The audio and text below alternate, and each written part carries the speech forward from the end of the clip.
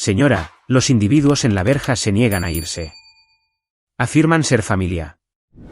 La voz de mi jefe de seguridad crepitaba a través del sistema de intercomunicación. Era un barítono tranquilo y profesional que contrastaba marcadamente con la caótica escena que se desarrollaba en el monitor de alta definición montado en mi pared. Tomé un sorbo lento de mi vino. Era un Cabernet de época, espeso y oscuro, del tipo que sabe a roble y a dinero viejo. Estaba de pie en la sala de estar a oscuras de la extensa casa del lago.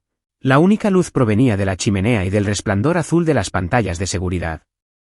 Afuera, una tormenta torrencial azotaba el norte de Michigan, convirtiendo los jardines paisajísticos en barro. En la pantalla, podía verlos. Pamela y Walter, mis padres. Se veían patéticos. Pamela, mi madre, aferraba su bolso de diseñador contra su pecho como si pudiera protegerla de la lluvia. Su cabello, usualmente rociado hasta formar un casco de perfección, estaba pegado a su cráneo. Walter, mi padre, estaba detrás de ella, encorvado en una cazadora que parecía 2 tallas más pequeña. Estaban golpeando las verjas de hierro forjado, gritando algo que el viento se llevaba antes de que los micrófonos pudieran captarlo. Señora, preguntó de nuevo el oficial de seguridad, esperando instrucciones. Sonreí. No fue una sonrisa cálida. Fue el tipo de sonrisa que pone un tiburón antes de arrastrar a una foca bajo el agua. Los veo, dije por el intercomunicador. No abra la verja todavía. Déjelos esperar bajo la lluvia 5 minutos más. Quiero que lo asimilen de verdad. Entendido. Caminé hacia la ventana que iba del suelo al techo y observé la tormenta. 7 años. Me había llevado 7 años llegar a este preciso momento. Estar en el lado seco del cristal mientras ellos se ahogaban. Mi nombre es Sloan y tengo 25 años. Pero para entender por qué estoy dejando que 2 personas de 50 años se congelen en una tormenta, tienes que retroceder al día en que mi vida terminó. O más bien, el día en que verdaderamente comenzó. Era mi cumpleaños número 18. El 3 de marzo. Recuerdo la fecha porque el aire todavía tenía ese frío penetrante del invierno, del tipo que te duele los pulmones cuando inhalas demasiado profundo. Entré en nuestra sala de estar suburbana esperando algo.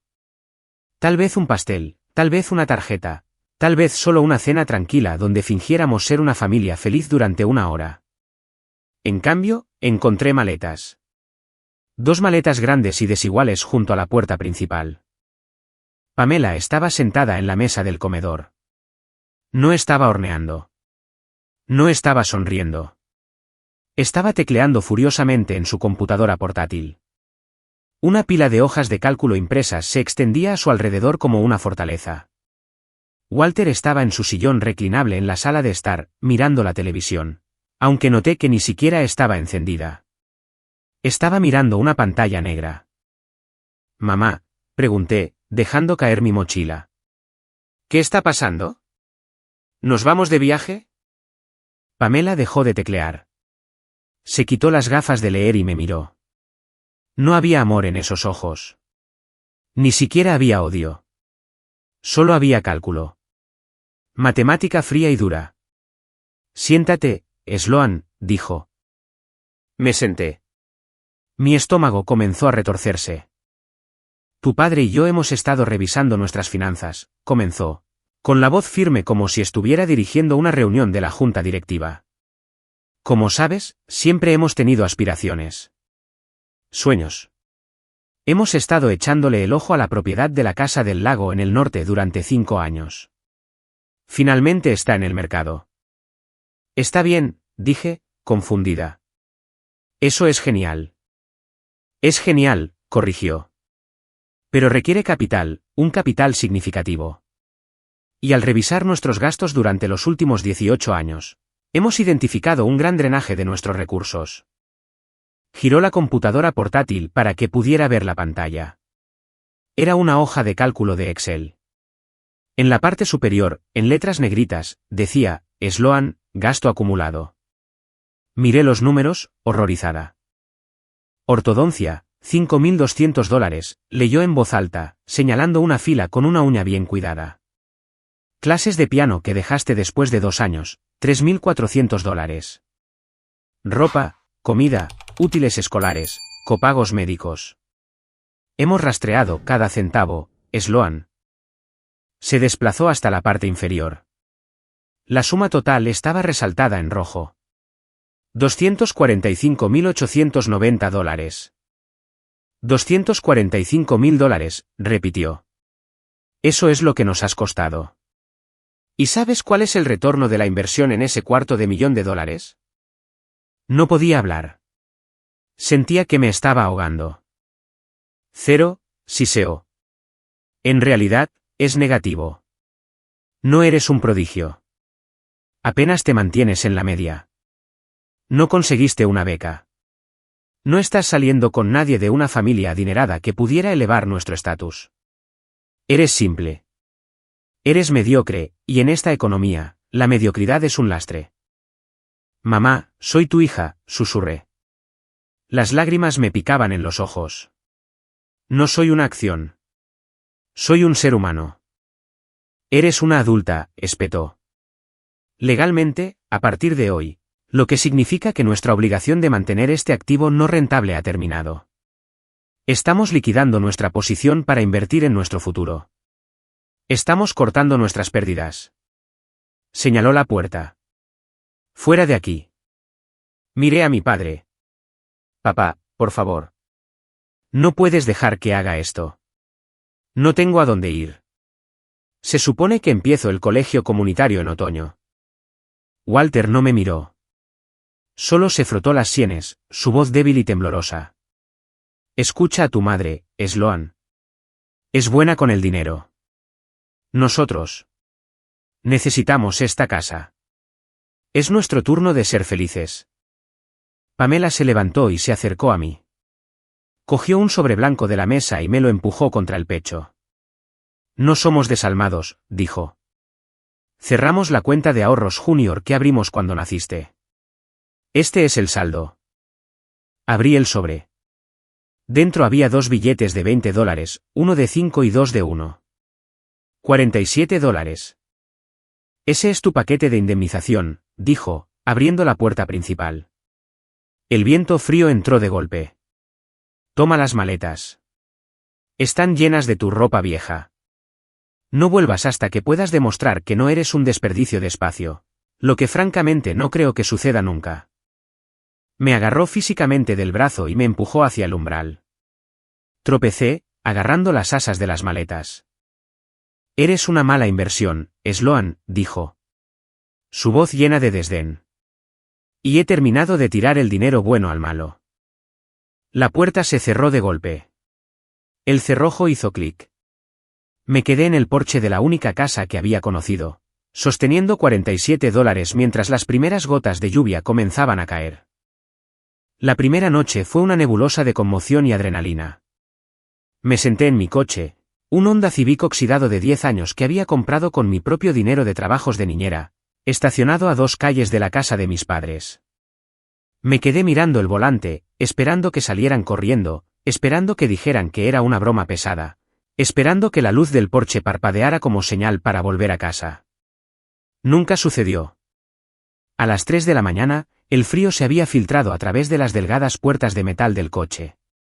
Me acurruqué en el asiento trasero, enterrada bajo una pila de suéteres viejos de una de las maletas, y lloré hasta que sentí que la garganta me sangraba. Tenía $47 y un cuarto de tanque de gasolina.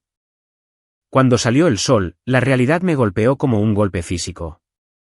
Necesitaba una ducha. Necesitaba comida. Necesitaba ayuda. Conduje hasta la casa de Courtney. Courtney había sido mi mejor amiga desde 3er grado. Habíamos planeado toda nuestra vida juntas. Se suponía que seríamos compañeras de cuarto en otoño. Sus padres, los Davidson, siempre habían sido amables conmigo. Eran los padres geniales que nos compraban pizza y nos dejaban quedarnos despiertas hasta tarde viendo películas de terror. Llegué a su entrada a las 7 de la mañana, con los ojos hinchados y rojos. Llamé a la puerta, temblando. La señora Davidson abrió. Llevaba su bata y sostenía una taza de café. Cuando me vio, su rostro no se iluminó con preocupación. Se contrajo en una máscara de asco. Señora Davidson, grazné. Por favor, mis padres, me echaron. No sé qué hacer. ¿Puedo entrar y usar su teléfono? ¿Puedo hablar con Courtney? Dio un paso atrás, bloqueando la entrada con su cuerpo. Creo que deberías irte, Sloan, dijo con frialdad. ¿Qué? Parpadeé, confundida. ¿Por qué? Solo necesito ayuda. Lo sabemos, dijo, su voz goteando juicio. Pamela nos llamó anoche. Nos lo contó todo. ¿Contarte qué? Sobre las drogas, dijo la señora Davidson, bajando la voz a un susurro. Sobre las joyas que le robaste a tu abuela para pagarle a tu traficante. Sobre lo violenta que te pusiste cuando intentaron organizar una intervención. Mi boca se abrió. ¿Qué? No. Eso es mentira. Nunca he tocado las drogas en mi vida. Mi abuela murió hace 3 años. No robé nada. Ahórratelo, espetó. Pamela nos advirtió que eras una mentirosa patológica. Dijo que vendrías aquí con una historia triste. Somos una familia respetable, Sloan. No podemos tener a una drogadicta en nuestra casa. Justo entonces, Courtney apareció en el pasillo detrás de su madre. Sostenía su teléfono, apuntándome con la cámara. Courtney, supliqué. Díselo. Tú me conoces. Sabes que no hago esas cosas. Courtney me miró con una mezcla de lástima y repulsión. Ya no sé quién eres, Sloan. Solo vete antes de que mi mamá llame a la policía. Me tomó una foto, despeinada, llorando, luciendo exactamente como la adicta que mi madre había pintado, y luego me cerró la puerta en la cara. Me quedé allí, atónita. No fue suficiente para Pamela echarme. Tenía que destruirme primero. Había lanzado un ataque preventivo, envenenando el pozo para que nadie me ayudara. Quería asegurarse de que no tuviera a dónde ir para que mi fracaso fuera absoluto. Fue una bomba nuclear táctica sobre mi reputación. Regresé a mi coche y revisé mi teléfono. Fui a Instagram. Bloqueada por Courtney, bloqueada por mi tía, bloqueada por mis primos. Tenía una notificación de un primo en Ohio. Un mensaje directo. Decía, espero que te recuperes, Sloan. No nos contactes hasta que estés sobria. Tiré el teléfono al asiento del pasajero. Grité. Un grito crudo y gutural que sacudió el pequeño chasis del Honda. Ella había ganado. Me había quitado mi hogar, mi familia y mi nombre. Arranqué el coche.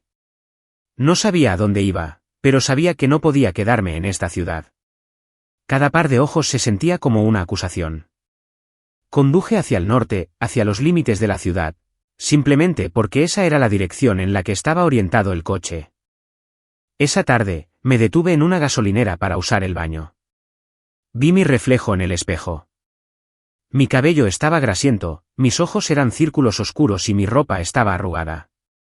Me veía exactamente como lo que decían que era.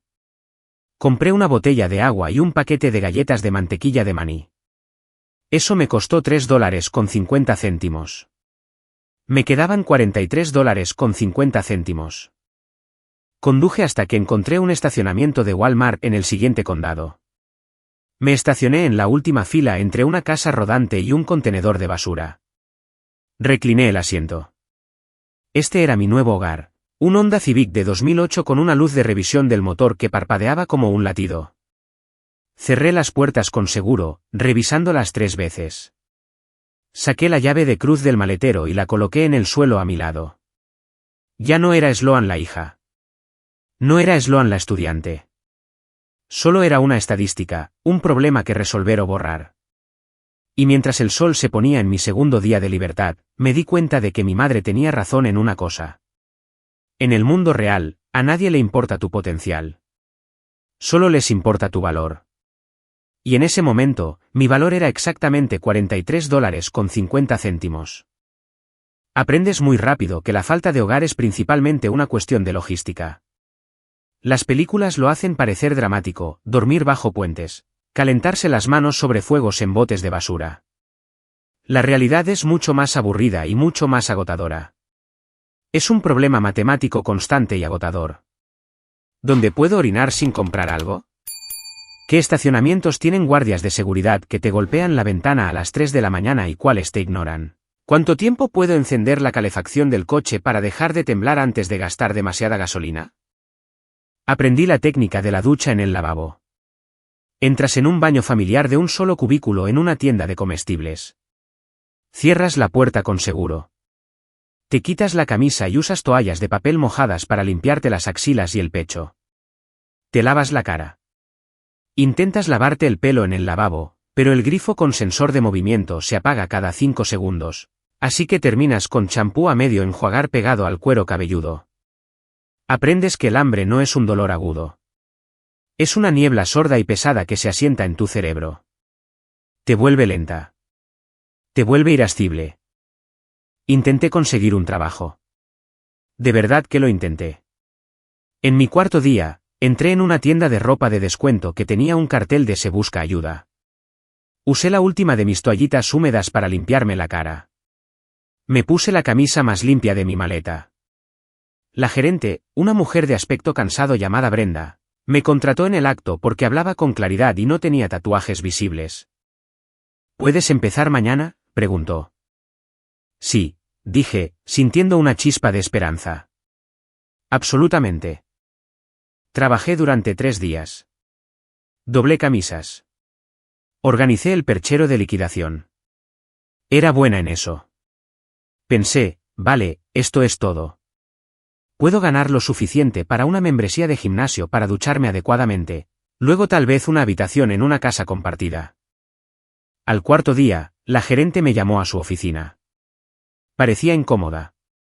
Sloan, tenemos que despedirte, dijo, sin mirarme. ¿Qué? ¿Por qué?, pregunté, el pánico creciendo en mi pecho. Llegué a tiempo. Hice todo lo que me pediste. Recibimos una llamada, dijo, revolviendo unos papeles, de un miembro preocupado de la comunidad. Nos informaron que estás bajo investigación por robo en tu residencia anterior y que tienes un problema de abuso de sustancias. No podemos tener esa responsabilidad aquí. Mi sangre se heló. Fue mi madre, ¿verdad? La gerente no respondió. Simplemente deslizó un sobre el escritorio. Aquí está tu paga por los 3 días. En efectivo. Por favor, no vuelvas. Tomé el sobre. $120. Se sentía como dinero manchado de sangre. Me estaba rastreando. No se contentaba con solo echarme. Quería asegurarse de que no pudiera sobrevivir. Quería que volviera arrastrándome de rodillas para poder cerrarme la puerta en la cara de nuevo. Noviembre se convirtió en diciembre. El invierno de Michigan no es indulgente. Es una bestia que te caza.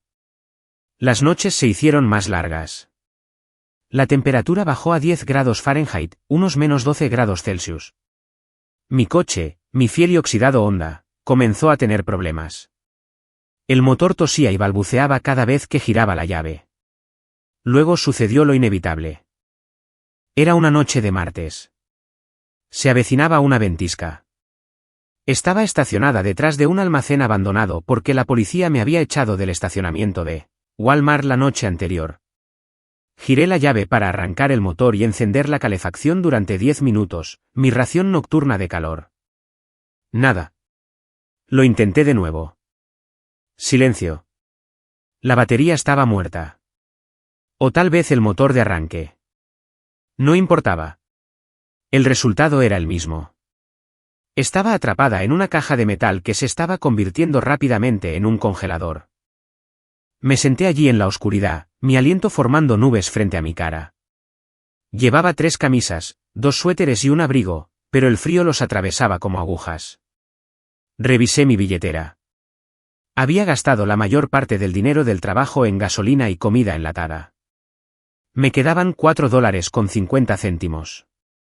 La batería de mi teléfono estaba al 12%. Me quedé mirando la pantalla. Podría llamar a la policía, pero ¿entonces qué? Remolcarían el coche, mi casa. Estaría en un refugio, y en este condado, los refugios eran peligrosos. Sentí una lágrima congelarse en mi mejilla. Tú ganas, mamá, susurré al aire vacío. Realmente no valgo nada. El frío comenzó a darme sueño. Sabía que era una mala señal. Así es como muere la gente. Simplemente se duermen. Sacudí la cabeza violentamente. No, no iba a morir en un Honda Civic para demostrar que la hoja de cálculo de mi madre tenía razón. No iba a ser una línea de cuenta que terminara en 0. Agarré mi mochila. Metí mi billetera y mi teléfono dentro. Me envolví una bufanda alrededor de la cara. Abrí la puerta del coche y salí a la ventisca. El viento casi me derriba. Vi luces a lo lejos, un letrero de neón parpadeando a través de la nieve a una media milla de distancia. Empecé a caminar, un pie delante del otro. La nieve me llegaba a las espinillas.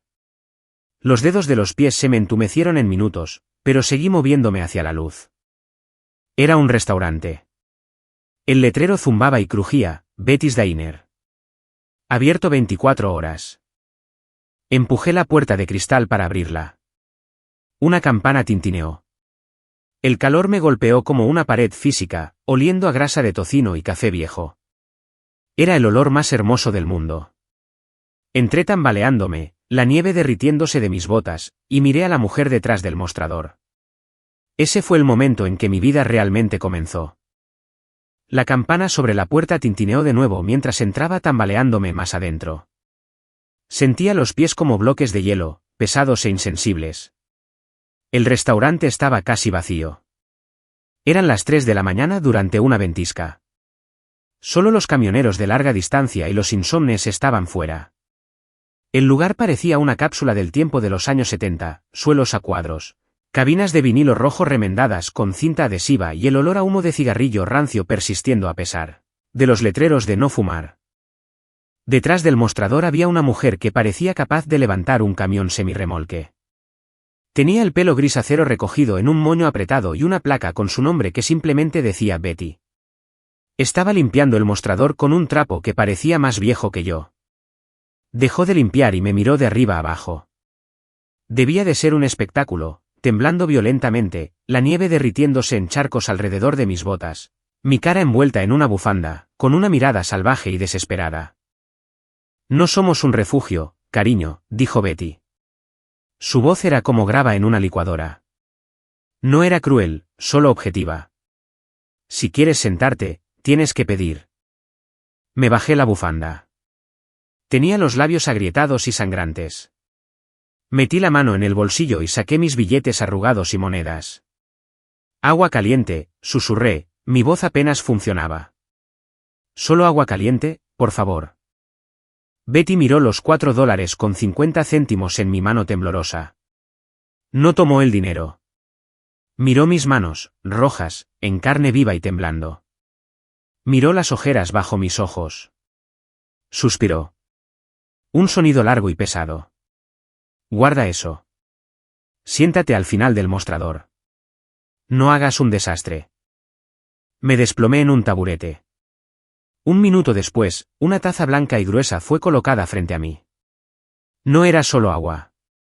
Era chocolate caliente con una montaña de crema batida. Bebe, ordenó. Envolví mis manos alrededor de la taza.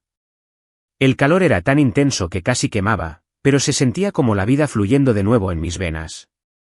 Lo bebí demasiado rápido, quemándome la lengua, pero no me importó. ¿Tienes un lugar a donde ir?, preguntó Betty, apoyándose en la máquina de refrescos. Negué con la cabeza. No podía mentir. No tenía la energía. El coche se averió. Más abajo en la calle. ¿Padres? Ya no. Betty asintió. No preguntó por la historia triste. No preguntó sobre drogas o novios. Simplemente juzgó la situación. Necesito que limpien las trampas de grasa, dijo de repente. Y los platos de la hora de la cena todavía están apilados porque mi lavaplatos volvió a faltar por borracho. Es un trabajo sucio. Huele a demonios. La miré. Lo haré.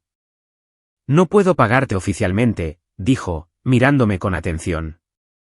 Pero puedo darte una hamburguesa, papas fritas, y puedes dormir en el almacén de atrás hasta que pase la tormenta.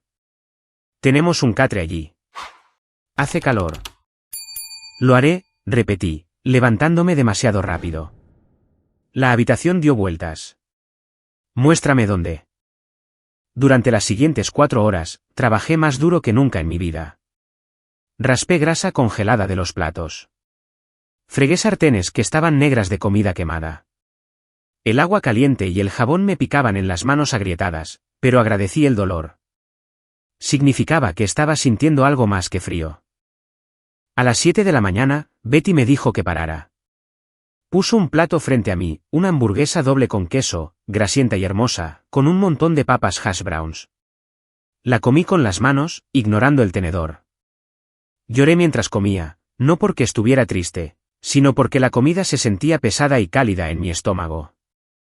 «Trabajas bien», dijo Betty, rellenando mi café. «Tienes empuje». La mayoría de los chicos de tu edad se habrían quejado del olor. «Necesito el dinero», dije, limpiándome la boca. «O la comida, lo que sea». «Puedes quedarte en el almacén durante una semana», decidió Betty. «Trabajas el turno de la mañana, de 6 a 2, platos y preparación. Te daré $20 al día, más las propinas si las camareras se sienten generosas, y 3 comidas». La miré. «¿Por qué?» «Porque tuve una hija», dijo Betty, con el rostro inexpresivo. «Se escapó hace 10 años. Nunca más supe de ella. Esperaría que si se topara con un restaurante en algún lugar, alguien le diera una maldita hamburguesa. Esa noche, dormí en un catre estrecho en una habitación llena de sacos de harina y latas de salsa de tomate. Olía a levadura y polvo.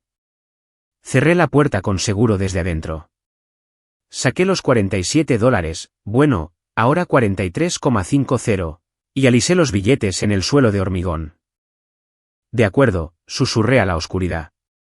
«Sloan la víctima murió en ese Honda. Encantada de conocerte, nueva Sloan». Dormí 12 horas seguidas. 6 meses después, la rutina es una droga poderosa. Mi vida se había reducido a un bucle manejable.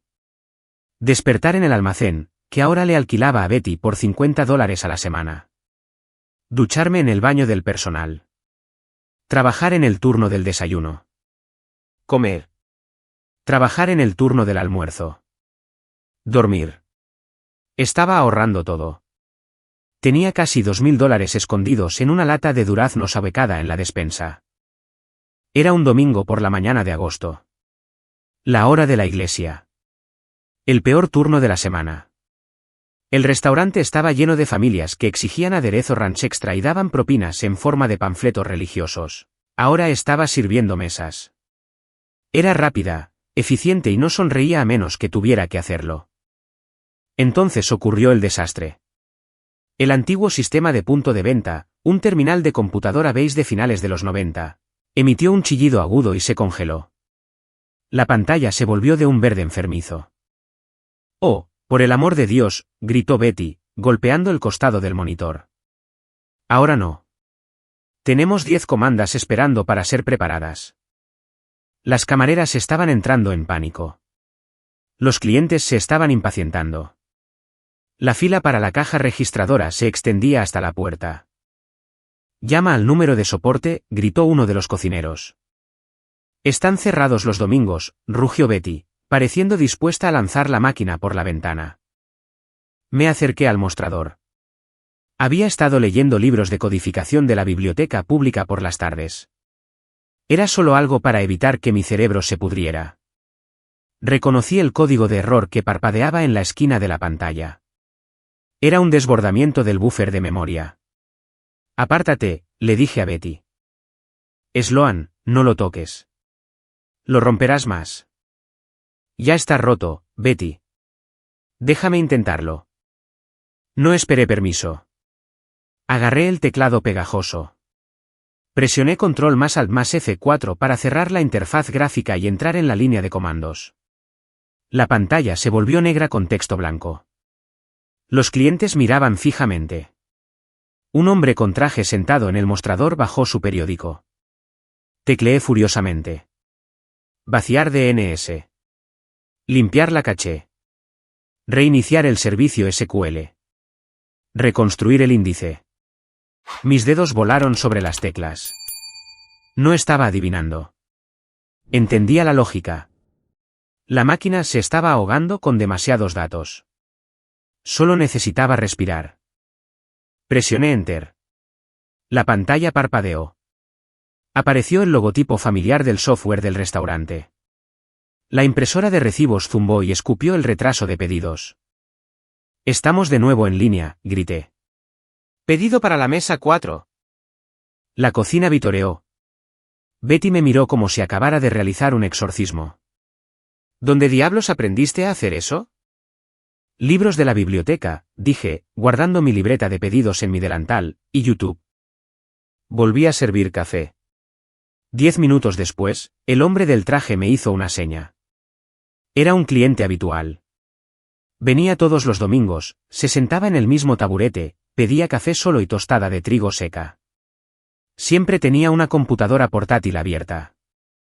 ¿Más café?, pregunté, alcanzando la cafetera. Levantó una mano. Era mayor, quizás de unos 40 y tantos, con ojos agudos y un reloj caro que parecía fuera de lugar en el restaurante de Betty. Su nombre era Félix. Vi lo que hiciste, dijo Félix. Su voz era tranquila pero intensa. Eso no fue solo un reinicio. Navegaste por una consola de 2. Reiniciaste manualmente el servicio de la base de datos. La máquina es vieja, me encogí de hombros. Su caché de memoria es demasiado pequeña para el volumen del domingo. Solo despejé las tuberías. Eres una camarera, afirmó. Soy una superviviente, corregí. Servir mesas paga el alquiler. Félix sacó una tarjeta de presentación de su bolsillo y la deslizó sobre el mostrador de formica. Era de cartulina negra mate pesada con letras plateadas, Félix Torne, capital de riesgo y soluciones de software. Dirijo una pequeña firma en el centro, dijo. Construimos sistemas de backend para empresas de logística. Es un trabajo aburrido y poco glamuroso, y genera mucho dinero. Necesito gente que pueda resolver problemas sin esperar a que abra la línea de soporte. Miré la tarjeta, luego a él. No tengo un título. Ni siquiera tengo una dirección permanente, técnicamente. No me importan los títulos, dijo Félix, tomando un sorbo de su café. Me importa el hecho de que no entraste en pánico cuando el sistema se cayó. Simplemente lo arreglaste. Llama al número. Si pasas la prueba de ingreso, te pagaré $15 la hora como pasante. $15. Eso era el doble de lo que ganaba aquí. No puedo trabajar de día, dije de inmediato. No puedo dejar a Betty con poco personal. Félix sonrió. Entonces trabaja de noche. Si lo deseas lo suficiente, no dormirás. Acepté la oferta. Durante el siguiente año, mi vida se convirtió en un borrón de agotamiento. Mi horario era brutal. Turno en el restaurante de 6 de la mañana a 2 de la tarde. Viaje en autobús al centro. Pasantía de 3 de la tarde a 10 de la noche. Viaje en autobús de regreso. Estudiar hasta la 1 de la mañana. Dormir 4 horas. Repetir. Me mudé del almacén de Betty a un apartamento tipo estudio sobre una casa de empeños. Estaba a 20 minutos del restaurante. El alquiler era de $600 al mes. La alfombra olía a perro mojado y los vecinos se gritaban todas las noches, pero tenía un cerrojo y una ducha que funcionaba. Fue el primer lugar que fue verdaderamente mío. Trabajar para Félix no era como en las películas. No había montajes de hackeo genial. Era un trabajo agotador y repetitivo. Pasé semanas simplemente limpiando código desordenado escrito por desarrolladores perezosos. Me quedaba mirando líneas de texto hasta que me ardían los ojos. Félix era un maestro duro. No me elogiaba. Solo señalaba errores. Este código es chapucero, Sloan, gritaba, señalando mi pantalla. Anidaste 3 bucles. Es ineficiente. Si esto se ejecuta en un servidor con 1 millón de registros, se bloqueará. Hazlo de nuevo. Estoy cansada, Félix, le espeté una noche. Era medianoche. Llevaba despierta desde las 5. Cometí un error. Al compilador no le importa si estás cansada, golpeó su mano en el escritorio. Al mercado no le importa si estás cansada. ¿Quieres volver a fregar trampas de grasa? ¿Es ese tu techo? Me levanté, lista para renunciar. Mis nervios estaban destrozados. Quería gritarle. Quería irme y simplemente dormir durante una semana. Pero luego miré la esquina de mi monitor. Pegado al bisel de plástico había un billete de $20, uno de 5 y 2 de 1. Los $47. Los había guardado. Los miraba todos los días. Era mi recordatorio. Era el precio que mi madre le había puesto a mi vida. Si renunciaba ahora, ella tenía razón. Si me iba porque era demasiado difícil, era una mala inversión. Me volví a sentar.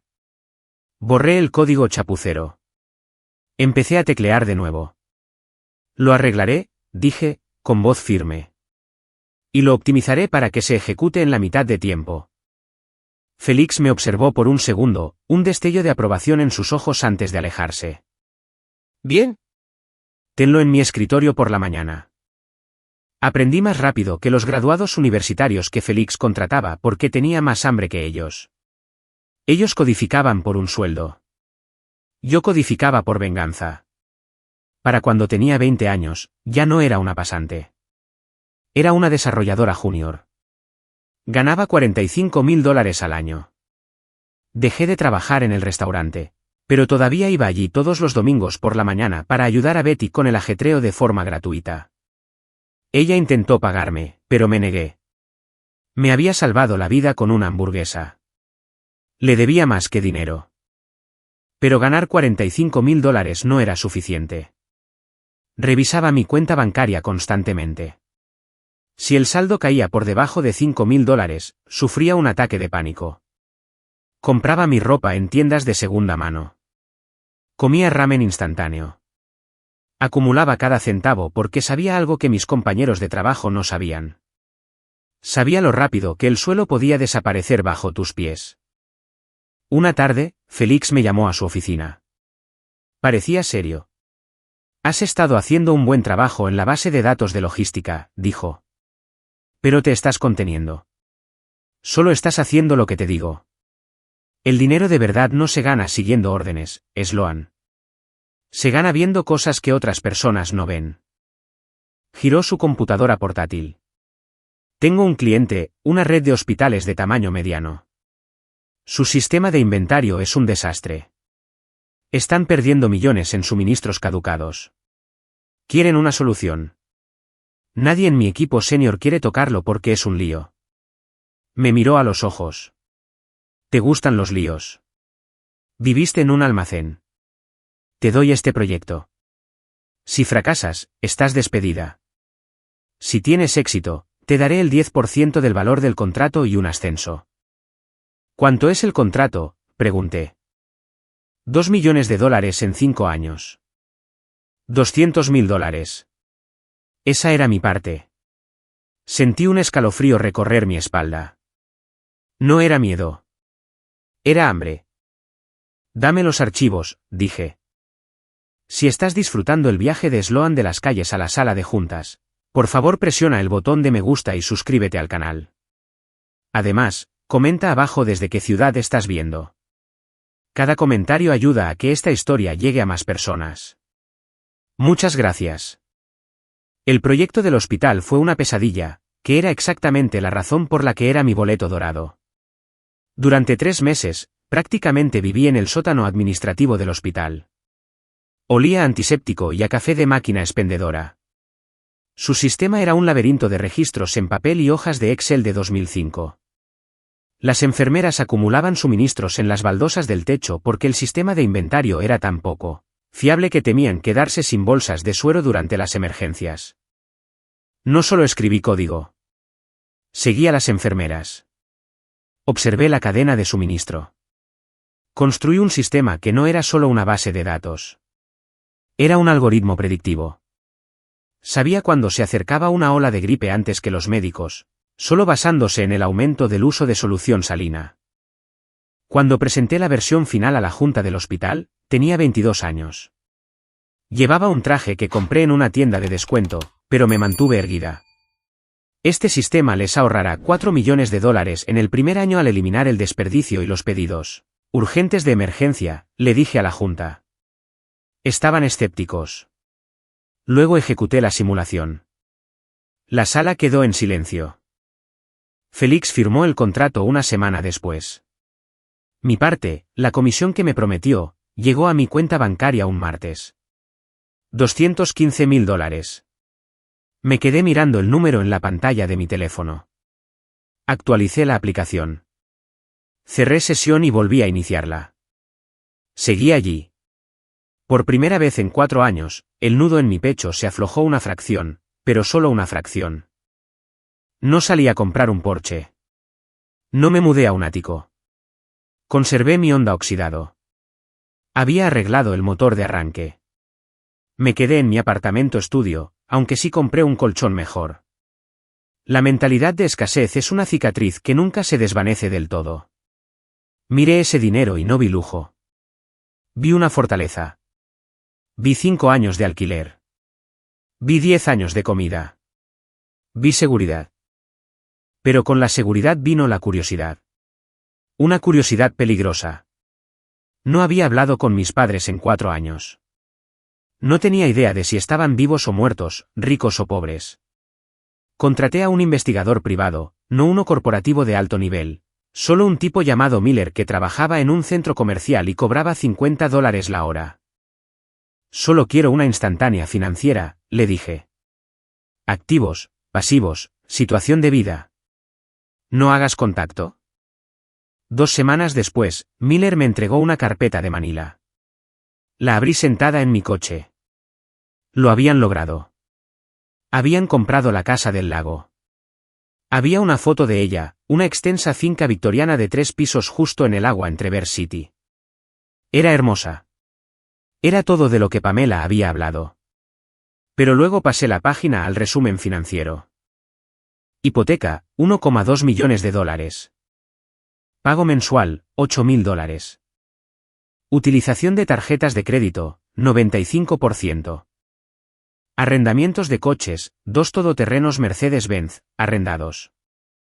Estaban viviendo el sueño, pero se estaban ahogando para pagarlo.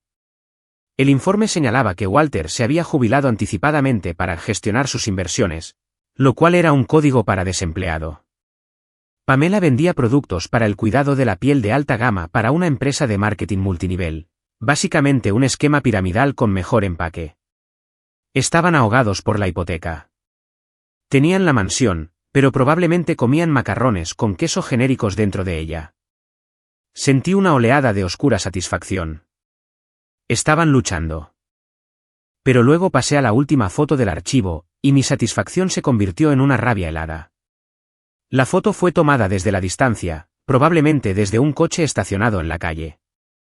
Mostraba el jardín delantero de la casa del lago. Pamela estaba sentada en el porche envolvente en una silla de mimbre sosteniendo una copa de vino. Se veía regia, como la reina del castillo. Pero en el fondo, cerca del garaje, había una chica. Parecía tener unos 16 años. Estaba de rodillas fregando las manchas de aceite de la entrada con un cepillo. Llevaba ropa holgada y gastada que se parecía sospechosamente a la ropa vieja que yo había dejado atrás. ¿Quién es esta?, le pregunté a Miller, señalando a la chica. Esa es la chica de acogida, dijo Miller, masticando un palillo. Se llama Maya. Los registros estatales muestran que la acogieron unos 6 meses después de que te fueras. Reciben un estipendio mensual del Estado por acogerla. Mi sangre se heló. No me reemplazaron porque extrañaran tener una hija. Me reemplazaron porque necesitaban la fuente de ingresos. Fui a casa y abrí mi computadora portátil. Me convertí en una acosadora de Internet. No fue difícil encontrar a Maya. Los niños dejan huellas digitales por todas partes. Encontré su Instagram. Era privado, pero creé una cuenta falsa, un perfil de entusiasta de la fotografía, y solicité seguirla. Aceptó en 1 hora. Su perfil era un grito de ayuda disfrazado de angustia adolescente. No había fotos de vacaciones familiares. No había selfies con mamá y papá. Eran principalmente tomas artísticas del lago, generalmente tomadas desde la ventana de lo que parecía el ático. Retrocedí 3 años. Publicación de hace 2 años. Leyenda, agradecida de tener un techo sobre mi cabeza, incluso si el precio es ser la criada. Publicación de hace 6 meses. Foto de una pila de ropa para lavar. Leyenda, dice que si no termino esto para el mediodía, no puedo ir a la biblioteca. Vibras de Cenicienta, ja, ja. Publicación de la semana pasada. Una publicación de texto sobre un fondo negro. Me dijo que tengo suerte de que me aguanten porque nadie más me quería. A veces creo que tiene razón. Cerré mi computadora portátil de golpe. Estaba temblando. Era el mismo guión. Pamela no había cambiado. Solo estaba usando a una nueva actriz para su obra. Estaba tomando el dinero de la ayuda estatal de esta chica para pagar el arrendamiento de su Mercedes. Y a cambio, estaba aplastando la autoestima de Maya tal como había aplastado la mía. La llamaba no deseada para mantenerla sumisa, para que siguiera trabajando, para que el cheque siguiera llegando. Ya no solo estaba enojada. Estaba peligrosa. Durante 4 años, mi objetivo había sido sobrevivir, demostrarles que estaban equivocados existiendo. Pero ver a Maya en esa entrada cambió los parámetros de la misión. La supervivencia no era suficiente. Necesitaba desmantelarlos. Llamé a Félix a la mañana siguiente. Quiero pivotar, dije. Los sistemas de inventario están bien, pero quiero entrar en finanzas, específicamente en la adquisición de deudas. Félix hizo una pausa al otro lado de la línea. Ese es un tanque de tiburones, Sloan. ¿Por qué el repentino interés en las finanzas? Porque, dije, mirando la foto de Maya fregando la entrada, me di cuenta de que algunas deudas deben ser cobradas. Para cuando tenía 24 años, había lanzado mi propia firma boutique bajo el paraguas de Félix. La llamamos Phoenix Holdings. Nuestro modelo de negocio era poco glamuroso pero increíblemente rentable. Comprábamos deuda en dificultades de bancos regionales. Cuando un banco tiene un préstamo que no se está pagando, ya sea una hipoteca, un préstamo comercial, una línea de crédito, se convierte en un pasivo en sus libros. Lo odian. Solo quieren deshacerse de él para poder pasar sus auditorías. Así que agrupan estos préstamos malos y los venden a inversores por centavos de dólar. Yo era la inversora. Compraba el papel. Me convertía en el banco. Podía reestructurar el préstamo para ayudar a la persona, o podía ejecutar la hipoteca y tomar la garantía. Era buena en eso porque entendía la desesperación. Podía mirar un archivo y distinguir entre una buena persona pasando por un mal año y un estafador tratando de jugar con el sistema. Pasé meses construyendo mi capital. Reinvertí cada dólar. Valía casi $2 millones en papel, pero todavía conducía mi Honda. Estaba esperando una oportunidad específica. Tenía a Miller, mi investigador privado, monitoreando el banco que tenía la hipoteca de la Casa del Lago. Sucedió en noviembre. Se saltaron un pago. Miller me envió un mensaje de texto, 30 días de retraso. Un mes después, 60 días de retraso. El banco ha movido el préstamo a su división de activos especiales. Esa fue la señal. Concerté una reunión con el vicepresidente de ese banco. Era un pequeño banco regional, del tipo que estaba aterrorizado por los malos informes trimestrales. Entré en su oficina con un elegante traje negro. Ya no parecía la chica sin hogar. Parecía dinero. Busco adquirir un tramo específico de hipotecas residenciales de alto riesgo en el norte de Michigan, le dije. Estoy dispuesta a pagar en efectivo, y puedo cerrar en 48 horas. El vicepresidente pareció aliviado. Me entregó una lista de activos problemáticos. Escaneé la hoja de cálculo. Mi dedo recorrió las filas hasta que lo encontré. Dirección de la propiedad, 1402 Lakeside Drive. Prestatarios, Walter y Pamela Bennett. Estado, 90 días de morosidad. Saldo pendiente, $1,1 millones. Tomaré este paquete, dije, rodeando el grupo que incluía la casa de mis padres. Excelente, dijo el vicepresidente, probablemente preguntándose por qué quería un montón de préstamos basura. Podemos tener la documentación lista para mañana. Al día siguiente, transferí el dinero. Me senté en mi oficina sosteniendo el título de fideicomiso. Era solo un pedazo de papel, pero se sentía más pesado que el plomo. Técnicamente, todavía no era dueña de la casa, pero era dueña de la deuda. Era dueña del derecho a exigir el pago. Era dueña del poder de decir, se acabó el tiempo. Era su acreedora, y no tenían absolutamente ninguna idea. Miré el calendario. Se acercaba la Navidad. Parecía el momento perfecto para enviar una tarjeta de felicitación. Llamé a mi abogado. Redacta una carta de demanda para la propiedad de los Bennett, aviso de incumplimiento. Y encuentra una manera de contactar a la menor que vive en la casa. Maya. Tengo un programa de becas que quiero ofrecerle. La primera fase de una adquisición hostil es cortar las líneas de vida del objetivo. Envié la carta de demanda a través de un bufete de abogados de terceros para que mi nombre no apareciera. Era un texto estándar, usted está en incumplimiento. Pague la totalidad de los atrasos de $24,000 en un plazo de 10 días. O aceleraremos el préstamo. Acelerar el préstamo significaba exigir el $1.000.000 completo de inmediato. Según los informes de Miller, el pánico se apoderó de la casa del lago. Pamela estaba frenética. Intentó pedir dinero prestado a sus amigos, pero había quemado esos puentes años atrás con su arrogancia. No puedes pasar una década presumiendo de lo rica que eres y luego pedir prestados 5.000 sin que la gente haga preguntas. Walter, en un golpe de genialidad desesperada, decidió apostar.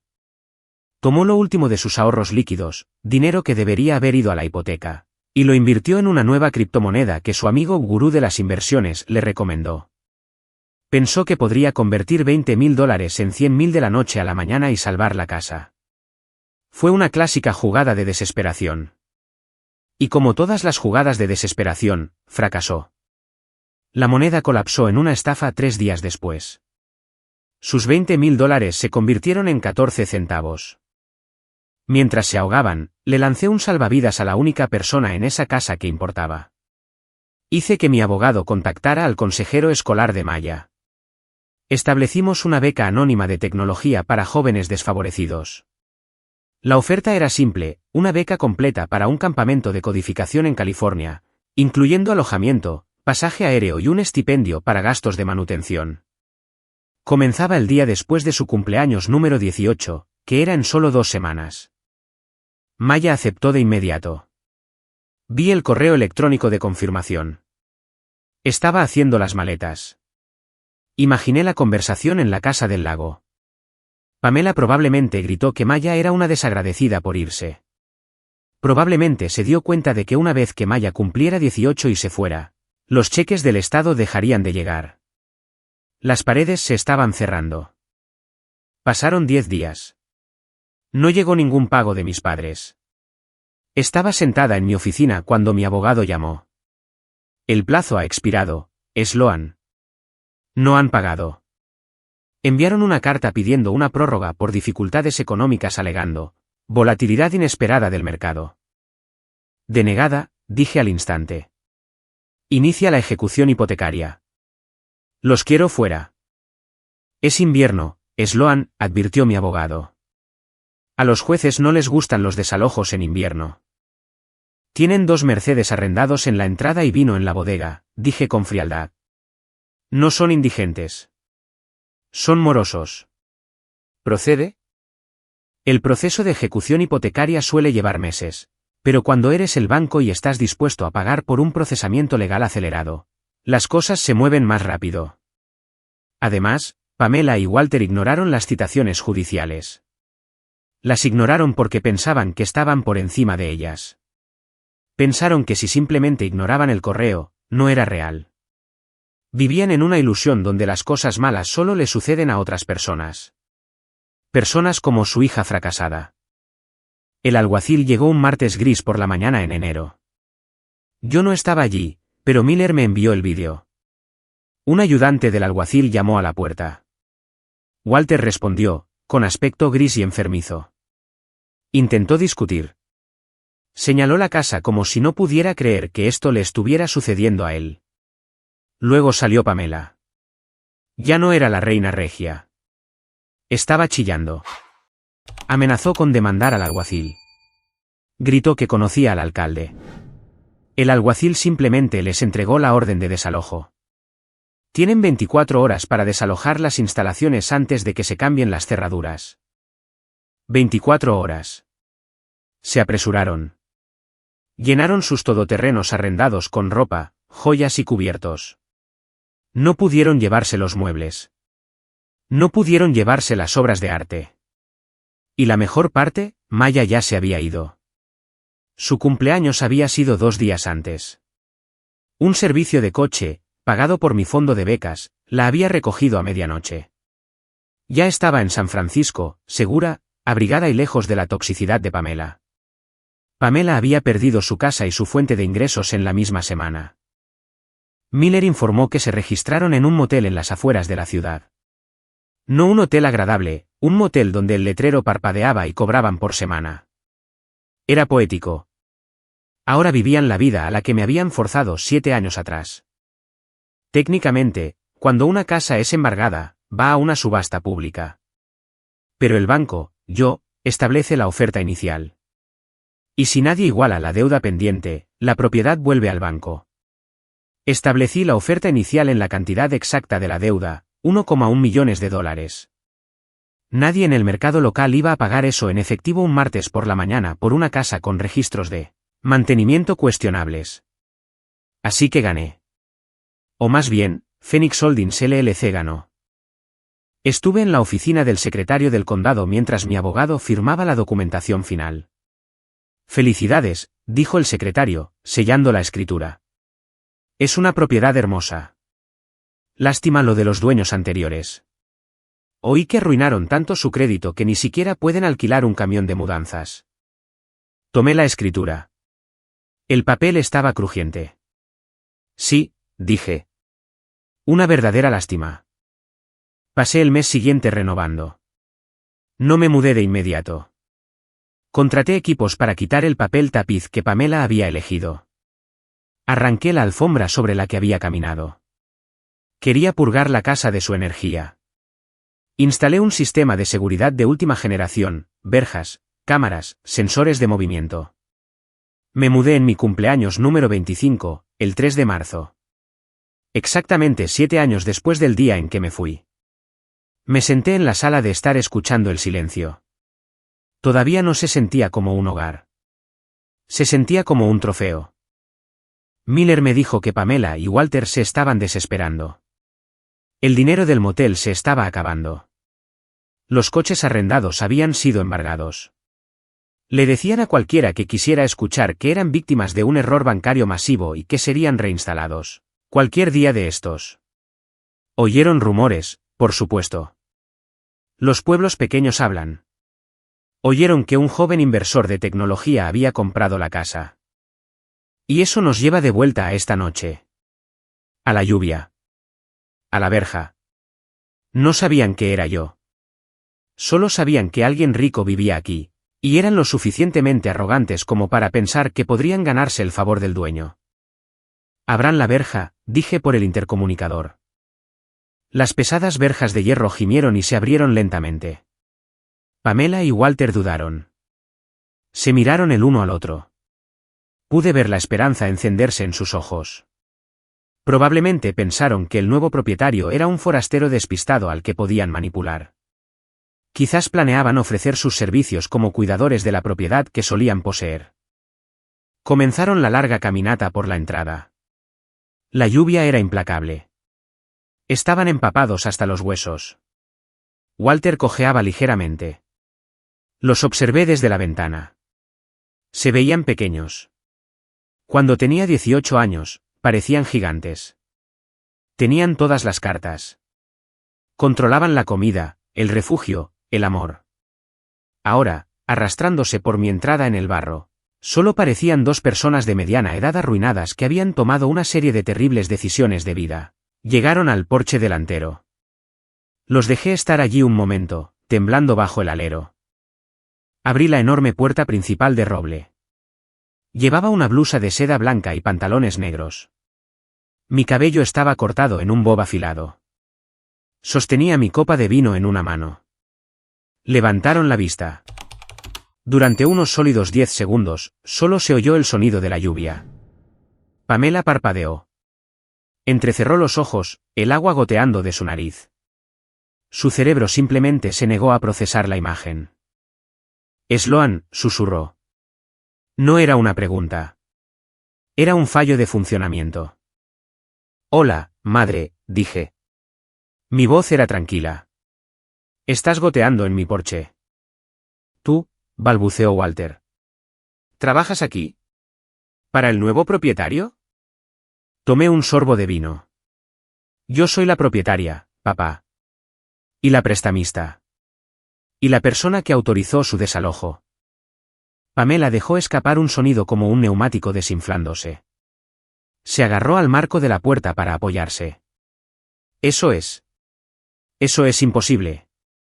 Tú eres una camarera. Estás drogada. Soy dueña de una firma de capital privado, corregí. Me especializo en activos en dificultades. Y déjenme decirles, su cartera estaba muy en dificultades. La conmoción en el rostro de Pamela se transformó instantáneamente en otra cosa. Fue aterrador lo rápido que cambió de máscara. La confusión desapareció, reemplazada por una calidez enfermiza y desesperada. Eslo, gritó, dando un paso hacia mí con los brazos abiertos. Oh, Dios mío, Walter, mira. Es nuestra niña. Lo logró.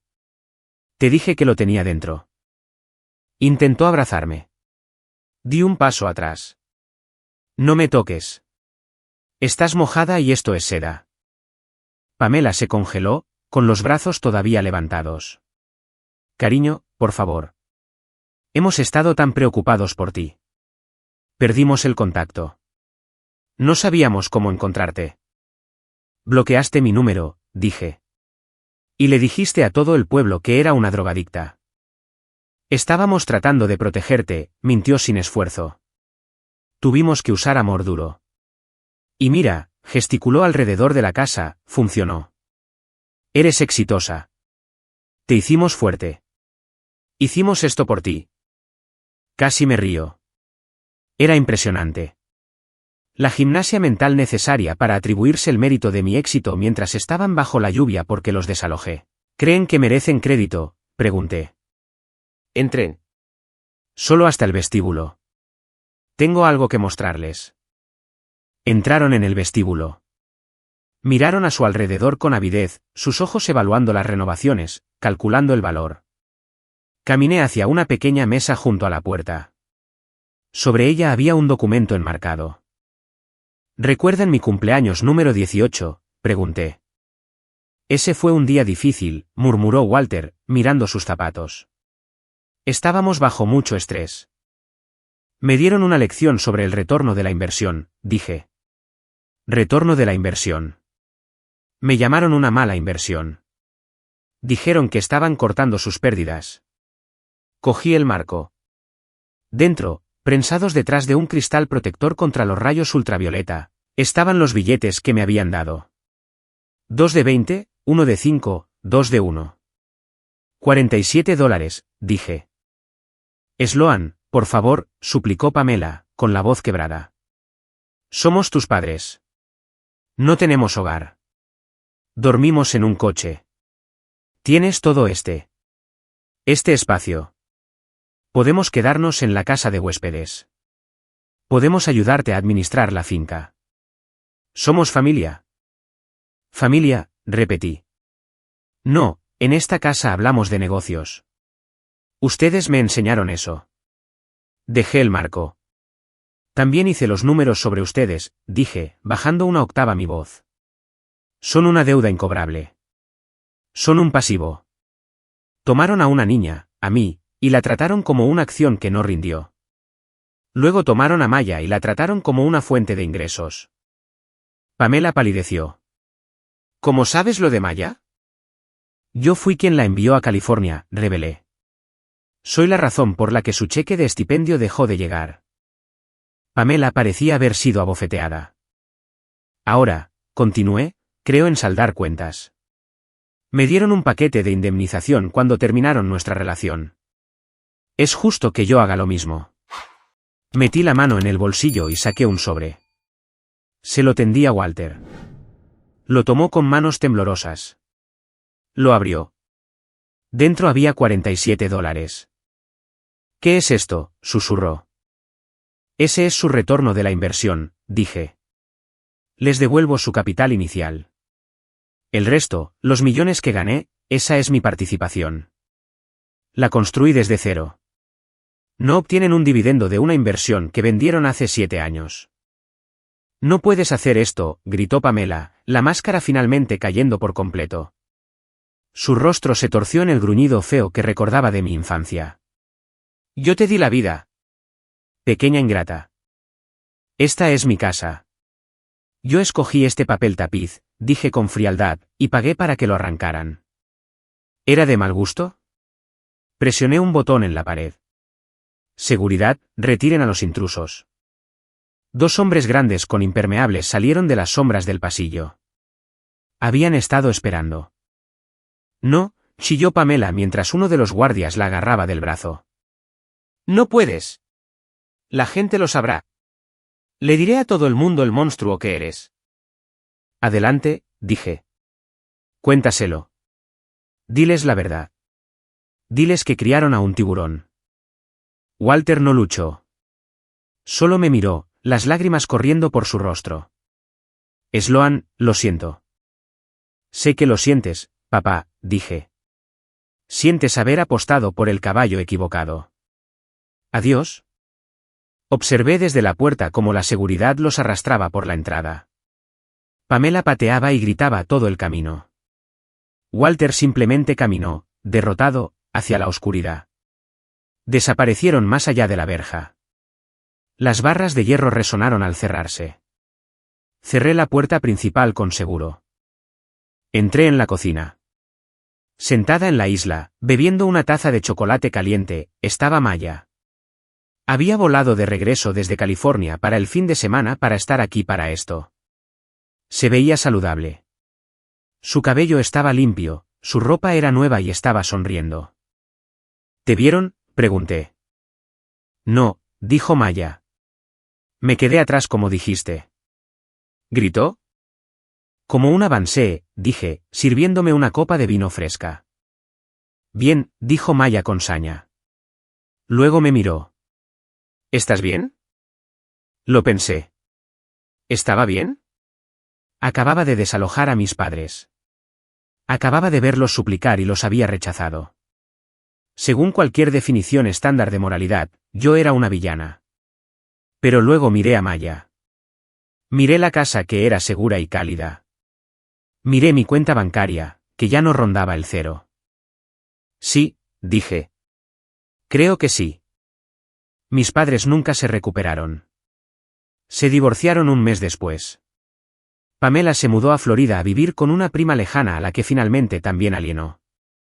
La última vez que supe, trabajaba dando la bienvenida en un Walmart, revisando recibos en la puerta. Walter se mudó a una residencia de ancianos subvencionada por el Estado. A veces me envía cartas. No las abro. Me quedé con la casa del lago. Convertí el ala de invitados en una unidad de vivienda temporal para chicas que salen del sistema de acogida, por alcanzar la mayoría de edad. Chicas como Maya, chicas a las que les dijeron que eran errores sin valor. Les enseño a codificar. Les enseño a invertir. Pero sobre todo, les enseño a valorarse a sí mismas para que nadie pueda liquidarlas jamás. Miré los $47 enmarcados en el vestíbulo por última vez antes de apagar las luces. Algunas personas dicen que la venganza es vacía. Dicen que no te trae paz. No estoy de acuerdo. La venganza es un plato que se sirve mejor con una guarnición de independencia financiera y vistas al lago. Así que dime honestamente, ¿fui demasiado cruel por comprar su casa y ver cómo los sacaban a rastras como basura? ¿O fue este el retorno perfecto de la inversión por la infancia podrida que me dieron? Gracias por escuchar esta historia de karma definitivo. Si disfrutaste viendo cómo la mala inversión se convirtió en la jefa, Por favor presiona el botón de suscribirse y dale me gusta a este vídeo. Me ayuda a compartir más historias como esta. Nos vemos en la próxima.